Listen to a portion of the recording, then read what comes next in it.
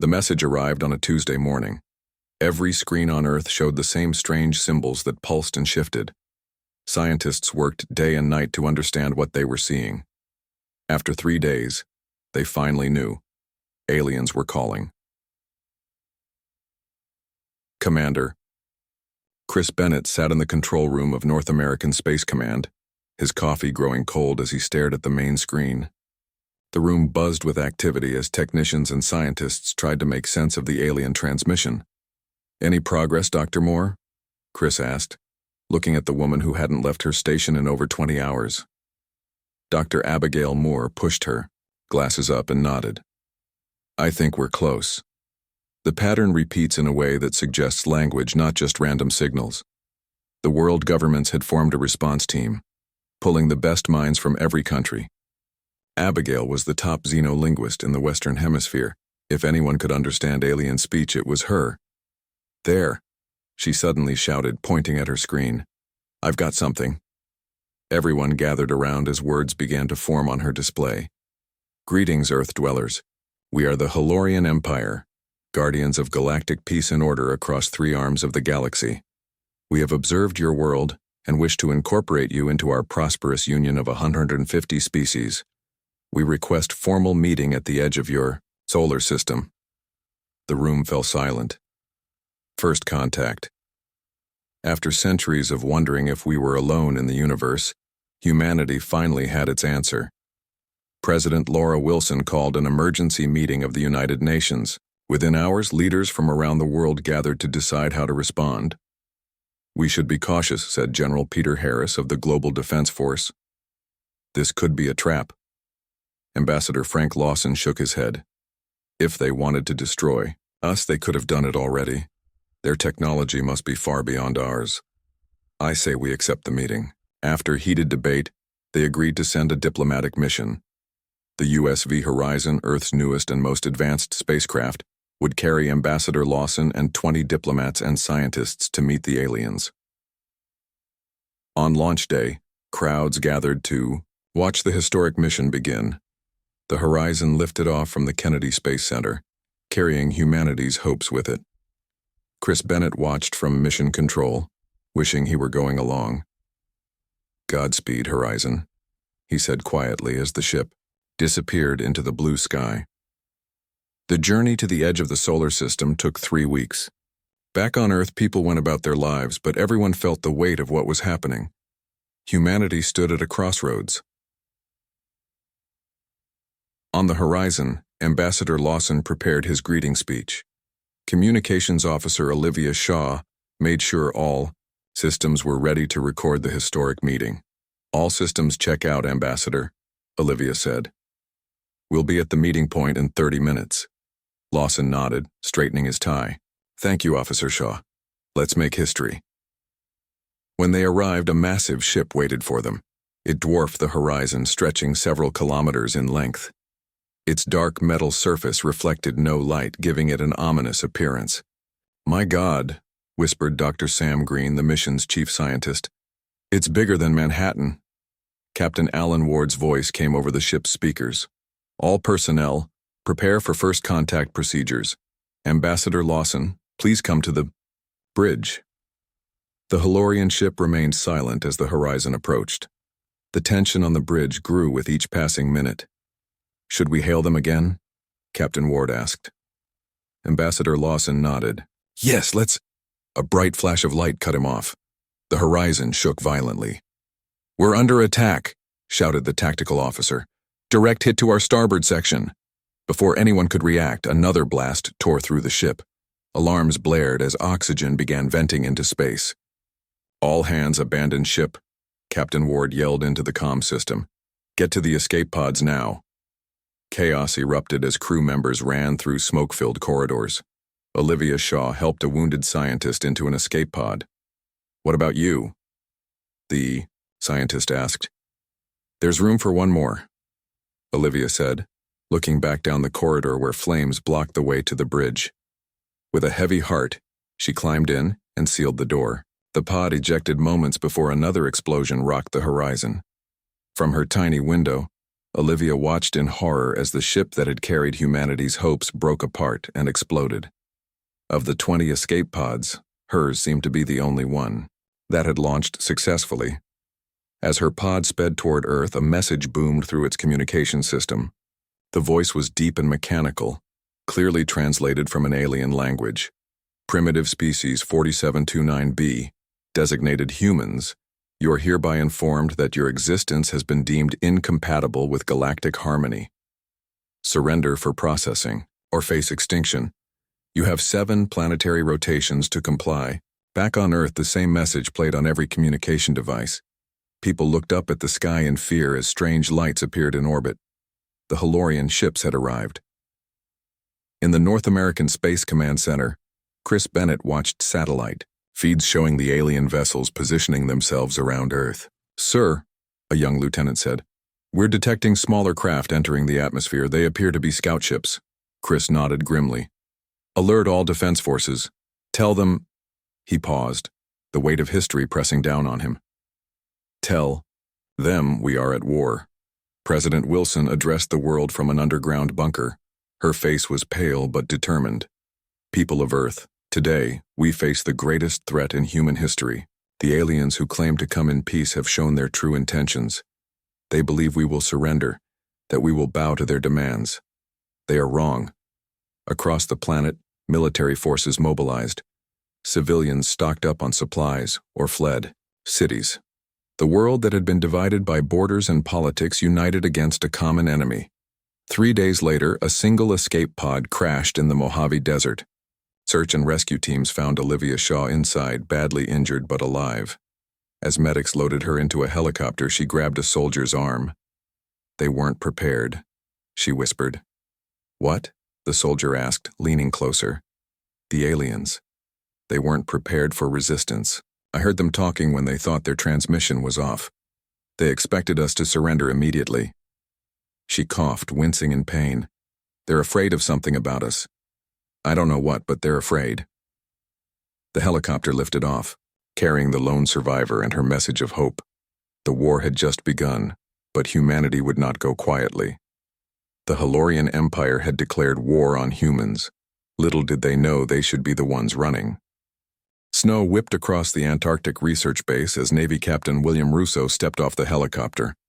He pulled his coat tighter and hurried toward the main building. 3 days had passed since the Halorian attack began. Cities around the world were under siege. Yet here he was, sent to the bottom of the world because of a cryptic message about a discovery. Inside, he stamped the snow from his boots and looked around. Scientists huddled over equipment, their faces tired but excited. "Captain Russo?" A woman approached him, hand extended. "I'm Dr. Lisa Campbell. Thank you for coming so quickly." William shook her hand. "Doctor? I hope this is important. There's a war going on." Lisa's eyes sparkled despite the dark circles under them. "It might be the key to winning that war. Follow me."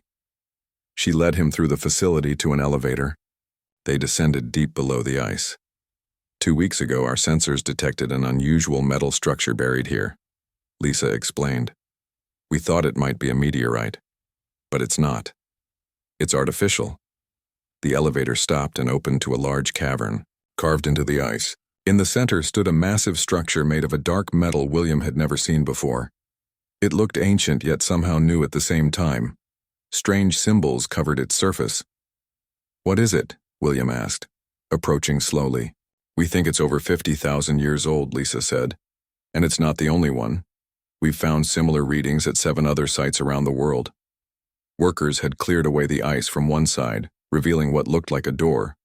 Lisa walked up to it and placed her palm on a small panel beside it. Nothing happened. "It won't open for me," she said. "We've all tried, but I have a theory." She turned to William. "Would you try?"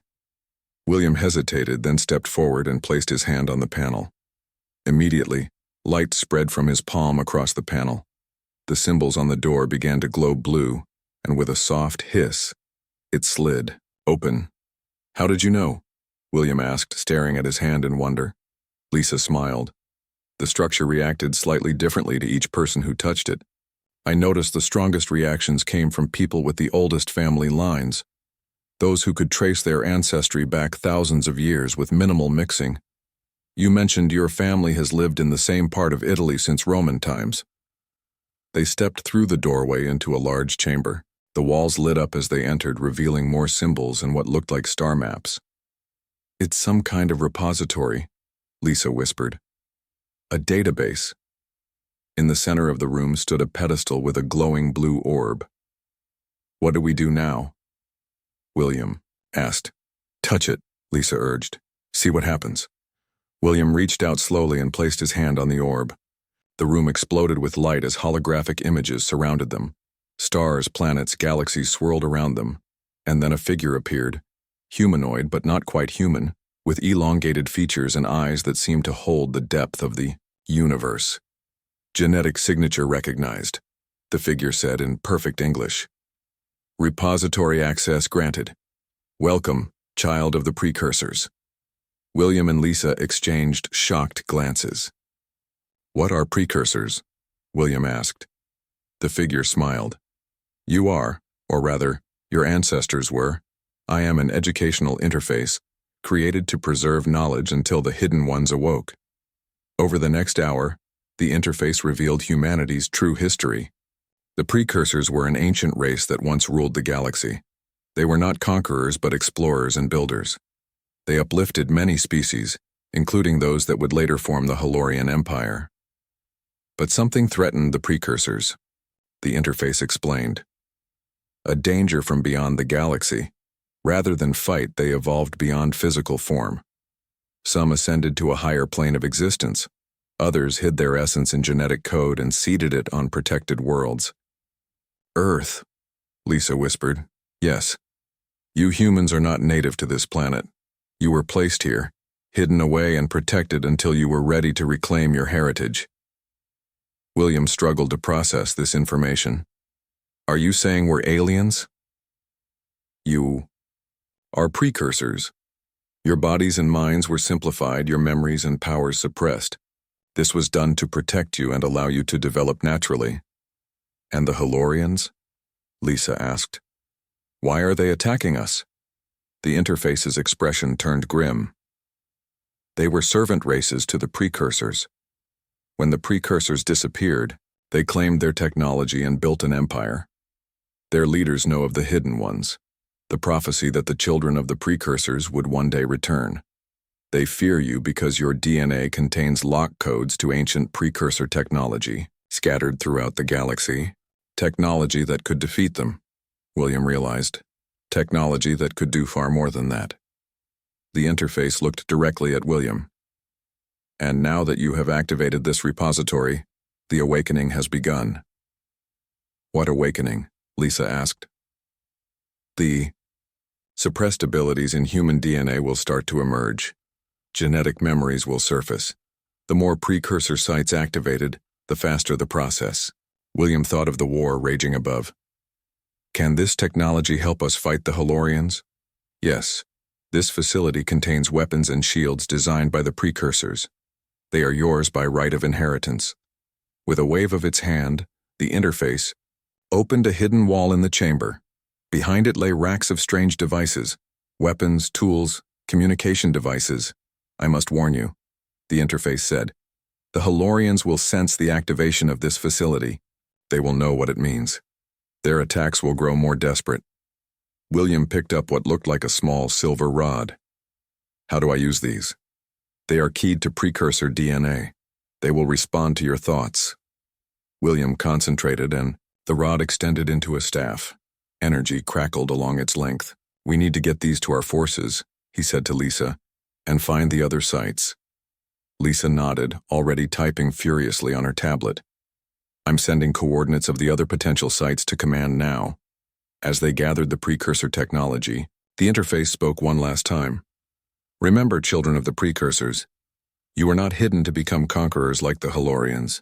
You were hidden to preserve something greater, the true legacy of the precursors. Knowledge, compassion, the ability to uplift rather than dominate. William looked at the ancient weapons in his hands. Right now, we just need to survive. Survival is only the beginning, the interface replied. The awakening of humanity is the end of the Halorian Empire, not because you will destroy them, but because you will remind them of what they once were. 2 days later, William and Lisa stood before the United Nations Emergency Council, held in an underground bunker in Switzerland. With them were crates of precursor technology. "This is how we fight back," William said, demonstrating a shield device that could block Halorian energy weapons. The world leaders watched in amazement as Lisa activated a communication device that showed the positions of all Halorian ships in the solar system.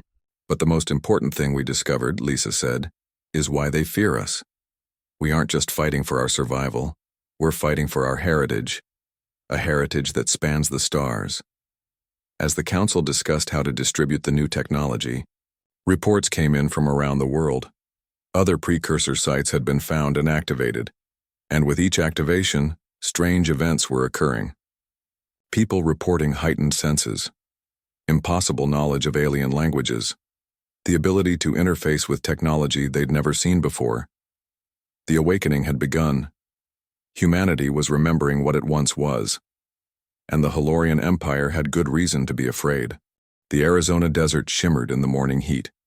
Marine Colonel Eric Johnson crouched behind a rock formation, watching the alien ships land about a mile away. 20 Halorian vessels descended from the sky, kicking up dust as they touched down. "This is it," Eric whispered to his team of 300 soldiers hidden among the rocks.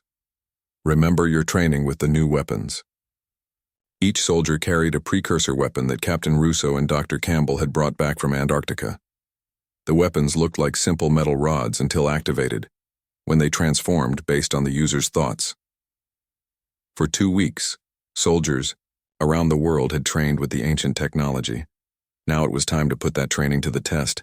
"Enemy forces deploying," Lieutenant Steve Parker reported through the radio. "I count at least 3,000 troops." Eric nodded grimly. They were outnumbered 10 to 1, but according to Dr. Campbell, the precursor weapons should even the odds. "All units hold position until they're within 500 yards, Eric ordered. "Then activate shields and engage." The Halorian troops marched across the desert in perfect formation. They stood 7 feet tall, their bodies covered in armor that seemed to shift colors to match the surroundings.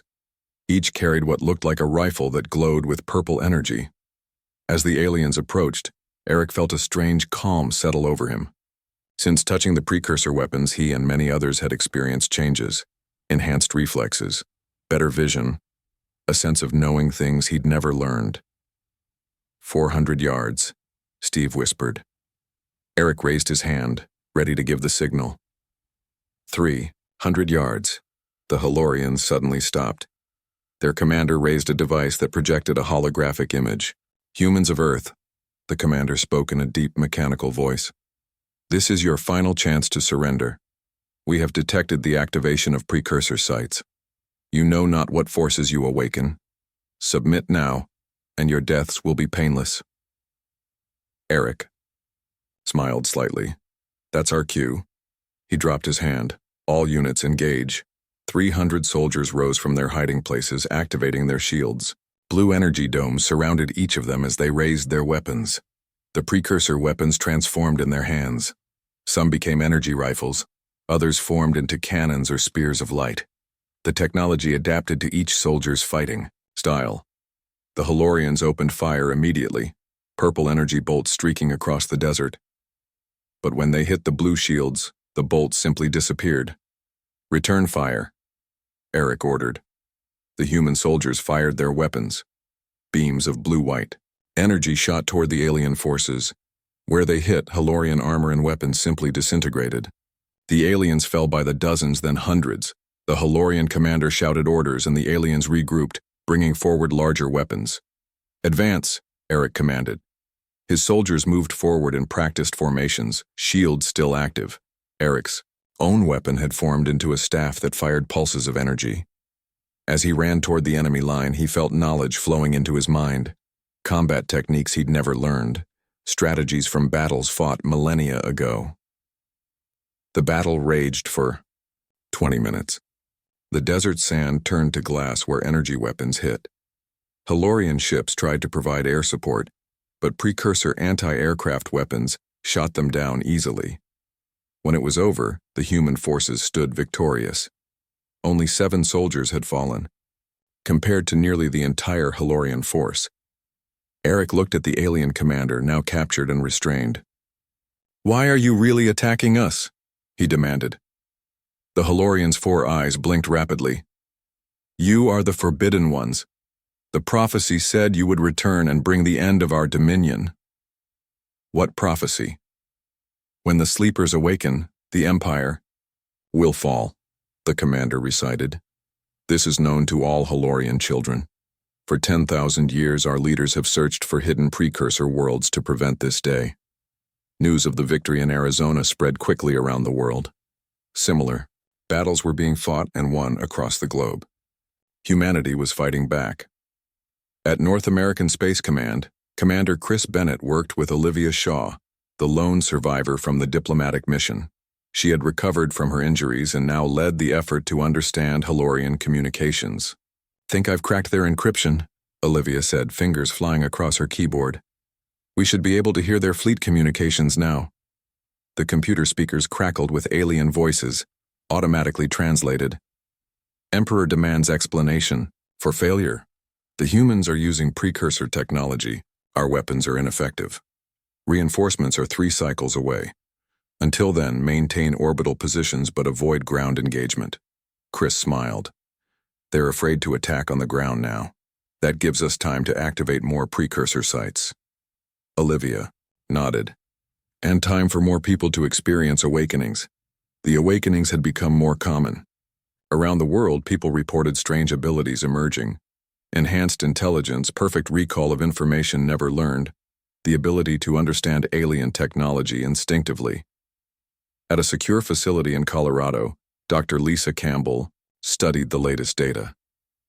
"The activation of each precursor site accelerates the process," she explained to a group of scientists and military leaders.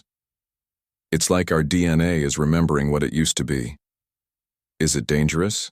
asked General George Wilson. "Not dangerous, but transformative," Lisa replied. "We're becoming what we were always meant to be." In Washington, President Laura Wilson addressed the nation from an underground bunker. "Today we have hope," she said. "Our forces have successfully repelled alien attacks in Arizona, Kenya, Brazil, and China. We have discovered technology left by our ancestors, yes, our ancestors, that gives us the means to defend ourselves." She held up a small precursor device. "This is not just a war for our survival. It is a war for our heritage, a heritage that spans the stars." As the address ended, Captain William Russo entered the room. "Madam President, we've captured a high-ranking Halorian officer. What he's told us changes everything." William explained what they had learned, that the Halorian leadership had been hunting for hidden precursor worlds for millennia, destroying any they found before the inhabitants could awaken. "They're not just afraid of our technology," William said. "They're afraid of what will become. According to their legends, awakened precursor descendants would have powers that could reshape reality itself." "Is that possible?" the president asked. William exchanged glances with Lisa. "We don't know. But with each passing day, more humans are developing abilities we can't explain. A child in Japan created a working precursor device from scrap metal. A doctor in Egypt healed patients by touch. An old man in Peru spoke perfect Halorian without ever hearing it." President Wilson looked thoughtful. "So we're not just fighting for Earth. We're fighting for our right to become something more." "Yes, Madam President." "Then we need to accelerate the process. Find all the precursor sites, awaken as many people as possible." She stood, determination in her eyes. "It's time to take this war to the stars." Across the world, humanity prepared for the next phase of the war. They had survived the first attack. They had won the first battle. But the Halorian Empire spanned 3 arms of the galaxy. The fight had only begun, and deep within human DNA, ancient knowledge continued to unlock, preparing humanity for its destiny among the stars. 3 months had passed since the first Halorian attack. Earth remained under siege, but the aliens no longer held the upper hand. Humanity had found 37 precursor sites around the planet, each one activated by human DNA. With each activation, More people experienced awakenings. NASA engineer Kevin Wright sat in his lab, surrounded by technology that hadn't existed 3 weeks ago. Before the invasion, he had been working on improved rocket engines. Now he was building a defense shield that could protect entire cities from Halorian weapons. Kevin had been one of the first to experience a full awakening. It happened when he touched a precursor artifact found in an underwater site near Japan. His mind had expanded, filled with knowledge of advanced physics and engineering that no human had ever known. "The power fluctuations are stabilizing," he said to his team as they tested the shield prototype.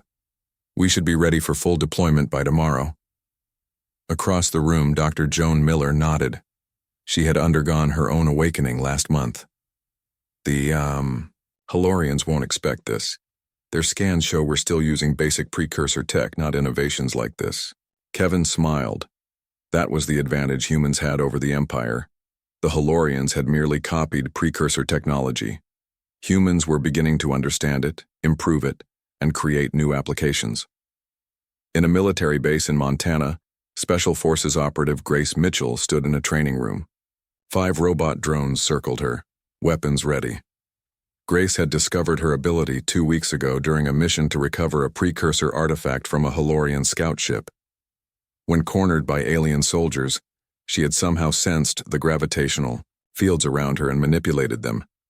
"Begin sequence," she commanded. The drones attacked simultaneously. Grace reached out with her mind, feeling the gravity around her. With a thought, she increased the gravitational pull on 2 drones, smashing them to the floor. She reduced it around herself, floating upward to avoid fire from the others. Then she created a gravity pulse that sent the remaining drones flying into the walls. General George Wilson watched from an observation room. "Impressive," he said to Dr. Lisa Campbell, who stood beside him. "How many more like her do we have?" "Hundreds now," Lisa replied. "And the abilities vary. Some can manipulate energy fields, others have perfect tactical awareness, or can interface directly with precursor technology. A few have shown telepathic abilities, though only with each other so far." The general nodded thoughtfully. "And your theory about what's happening?" Lisa pulled up data on her tablet. "I believe the precursors didn't disappear as we first thought. They evolved beyond physical form. Before they did, they seeded various planets with their essence. Earth was their most complete experiment. You're saying we're becoming like them?" "I'm saying we're remembering what we were always meant to be." In the command center of North American Space Command, Commander Chris Bennett received an urgent message. "Sir, we're detecting massive energy readings from the Halorian fleet. They're moving their heaviest ships into position."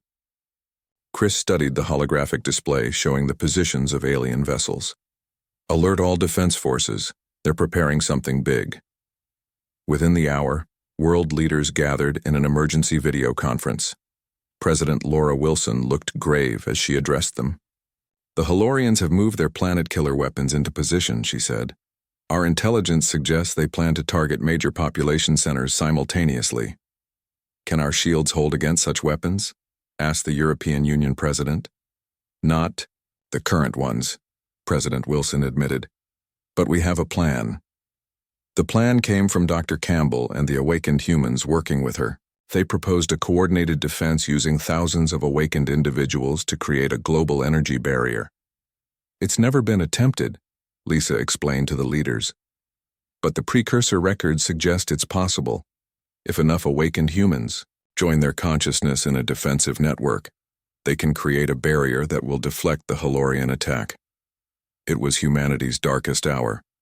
The Halorian Emperor appeared on all communication channels, his 4 eyes glowing with malice. "Humans of Earth," he said, "your defiance ends today. Our sacred texts foretold your awakening. We cannot allow it to complete. Your world will be cleansed with fire." Around the world, people prepared for the attack. Those without awakened abilities moved to underground shelters. Those with abilities gathered at coordination centers to join the defense network. Kevin Wright had developed special neural interfaces to help connect the awakened humans. Grace Mitchell was among the 500 coordinators who would direct the flow of energy. "The attack is coming in 30 minutes, Chris informed the defense teams. "Get everyone in position. As the minutes ticked down, thousands of awakened humans linked their minds through the neural network. They could feel each other's thoughts, their consciousness expanding beyond individual bodies to form a collective awareness. When the Halorian ships fired their planet-killer weapons, the energy beams were visible from space, 6 massive purple streams targeting Earth's most populated regions. "Now," Grace shouted, directing the networked minds. Thousands of humans focused their will. Above Earth's atmosphere, a shimmering, blue barrier formed. When the Halorian weapons hit it, there was a blinding flash. The barrier held, absorbing and redirecting the enormous energy back into space. The Halorian Emperor watched in disbelief as his ultimate weapons failed. "Impossible," he whispered. On Earth, the linked humans maintained the shield until the attack ended. When they finally disconnected from the network, many collapsed from exhaustion. Kevin woke in a medical facility 12 hours later. Dr. Campbell stood by his bed. "We did it," he said weakly. Lisa nodded. "Yes." "And the attack used up the Empire's most powerful weapons. According to our intelligence, they'll need months to recharge them." "Months we can use to continue awakening," Kevin said. "Exactly. And we've learned something crucial from the neural linking." Lisa showed him brain scans taken during the defense. When connected, the awakened humans achieved a level of consciousness similar to what the precursor records describe as the final evolution stage. Kevin understood what this meant. "We're not just remembering who we were. We're evolving into what the precursors became." Word of humanity's successful defense spread throughout the Halorian Empire. For the first time in thousands of years, the Emperor faced questions from his subjects. If the humans could deflect planet killers, what else could they do? Were the humans truly the returned precursors of legend? On a Halorian colony world at the edge of the Empire, civilians watched recordings of the failed attack. A young Halorian named Zex Vor turned to his father. "The humans spared our attack fleet," he said. "They could have redirected the energy to destroy our ships, but they only deflected it into space. Why?" His father had no answer. The question spread through the Empire, creating the first seeds of doubt about the war. Back on Earth, preparations began for the next phase of the conflict. With the immediate threat reduced, humanity could take the offensive. President Wilson met with military leaders and the newly formed Council of the Awakened. "It's time," she said. "We've defended our world. Now we take the fight to them." The Earthship Defiance hung in space, its sleek hull gleaming in the light of a distant star. 6 months ago, it had been an ordinary aircraft carrier. Now, retrofitted with precursor technology, it led a fleet of 20 similar vessels toward the heart of the Halorian Empire. On the bridge, Admiral Diane Wells studied the holographic map showing their position relative to Halorian space. They had traveled farther than any human ship before, using the faster-than-light drives that Kevin Wright had developed based on precursor designs. "Status report," Diane ordered. Her second-in-command, Captain Jack Foster, checked his display. "All ships report ready, Admiral. The Halorian Border Patrol hasn't detected us yet." Diane nodded. "Good. Remember, our mission isn't destruction. We're here to deliver a message." The message had been carefully crafted by the World Council and the Coalition of the Awakened. In the months since the failed planet-killer attack, humanity had continued to evolve. Over 40% of Earth's population had experienced some form of awakening. Research into precursor sites had revealed more about humanity's true history and purpose. Ambassador Paul Rodriguez stood beside the Admiral. As the official representative of Earth, he would deliver the message personally. "The Halorian Imperial Palace is in the 3rd planet of the Zeta Draconis system," he said. "Our intelligence suggests the Emperor rarely leaves it." "Then that's where we're going," Diane replied. "All ships, prepare for FTL jump." The fleet disappeared in flashes of blue light, traveling faster than any Halorian vessel could track. When they emerged, they were deep in Imperial space, orbiting the capital world of the Halorian Empire.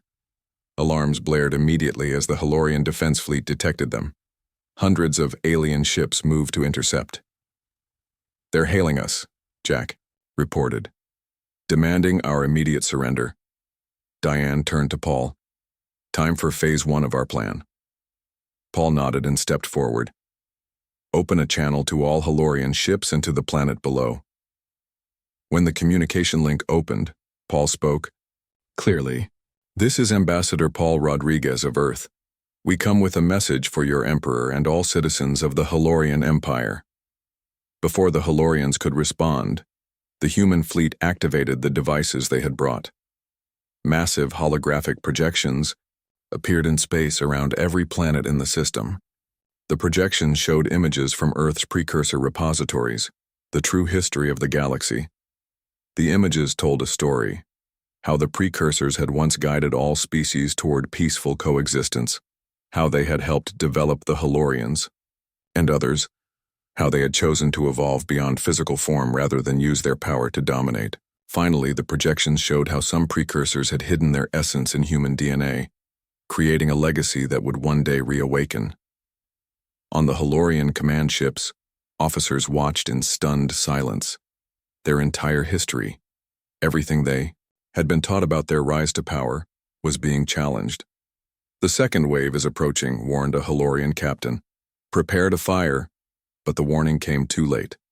More human ships appeared, not near the capital but around dying worlds within the Empire, planets whose ecosystems were collapsing due to imperial mining and energy extraction.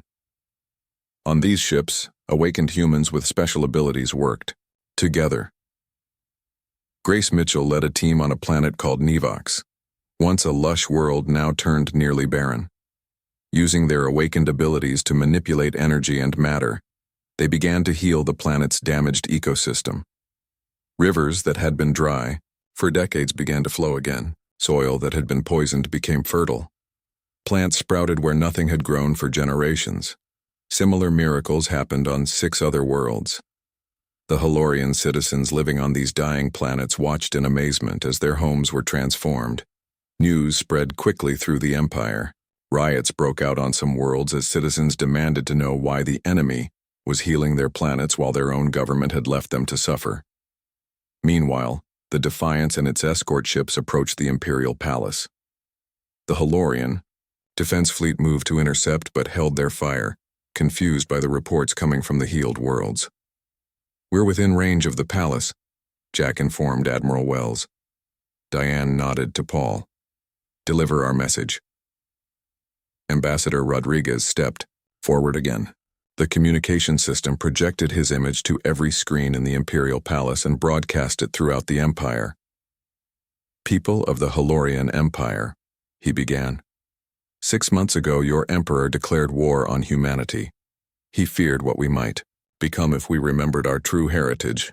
Today we have come to give you our answer. The palace guards rushed to surround the Emperor as he watched the broadcast from his throne room. We didn't come to conquer, Paul continued. We came to remember, and to remind you of who you were meant to be. Your empire declared war on humans. We're telling you to run, not from us, but from what you've become. Or stay, and let us help. You remember too. Paul gestured and more holographic images appeared, showing Halorians working alongside precursors in ancient times, building wonders together rather than conquering through force. The precursors didn't disappear. They evolved. They seeded their essence not just in humans but in all the species they guided, including yours. The abilities awakening in humans can awaken in you too. The Empire has suppressed this knowledge, fearing the loss of control. But imagine what we could build together if we all remembered our shared heritage. Throughout the Empire, Halorians watched in silence. On many worlds, individuals stepped forward claiming they had experienced strange dreams, flashes of knowledge, abilities they couldn't explain, signs of their own awakening that they had hidden out of fear. In the throne room, the Emperor raged. This is deception. Prepare our remaining planet killers. Target Earth immediately.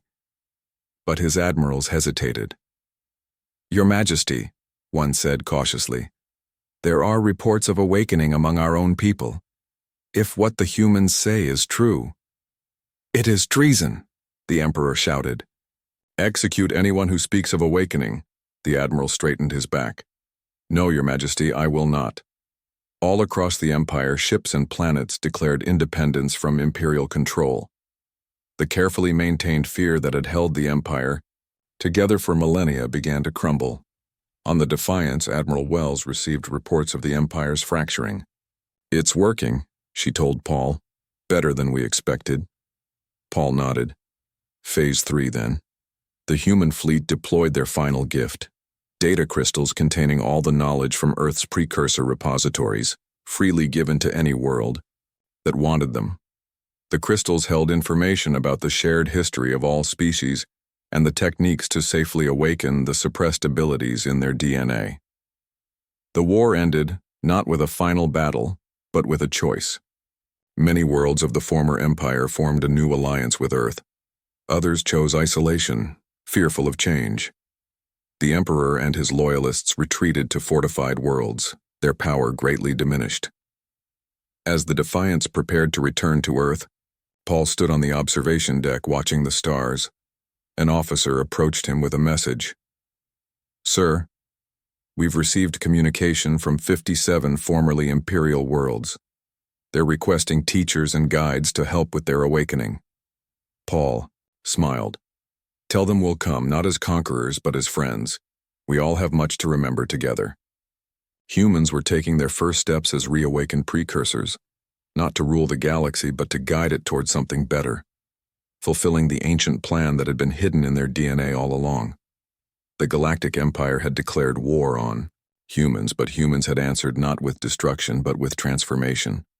And across the stars, the awakening continued.